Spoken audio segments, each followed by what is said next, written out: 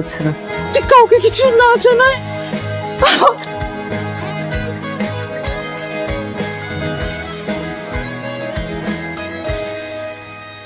কতদিনে ছুটি নিয়ে আসছো? কতদিন পর রান্না খুব মজা হয়েছে। মা তুমি ছুটি নিয়ে আসছো কয়দিনের? কতদিনে ছুটি নিয়ে আসছো? আব্বা ছুটি পাই নাই, অনেক দেখতে ইচ্ছা করতেছিল তোমাদের, তাই শুনলাম মার শরীরটা ভালো না। আচ্ছা আচ্ছা, এত দূর থেকে আসছো, একটু জানাই আসবা না? ইচ্ছে তো অনেক কিছুই করবে, এগুলো ছেলে মানুষই, আর কিছু না। একটু থামো না, কতদিন পরে ছেলেটা আসছে, ওকে ঠিক মতো খেতে দাও। এই বইটা শেষ পাতা তো আমার জন্য একটা কথা লিখে রাখছিলাম, পড়ছিলা?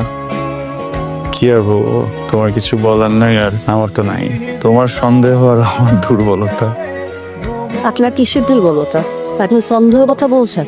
সন্দেহ পরম তো কি করেন নাই আপনি? জ্বর পর 1 মাস ঠিক ছিলেন, তারপর আস্তে কথা বলি, বাবা মা যে যাবে। কি আস্তে কথা বলবো?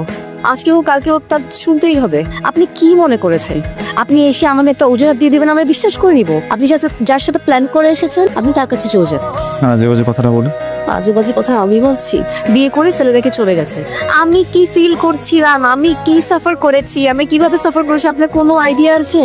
3টা মাস ধরে আপনি এত কিছু করে আপনি আমাকে বলছেন যে আমি আজে বাজে কথা বলছি।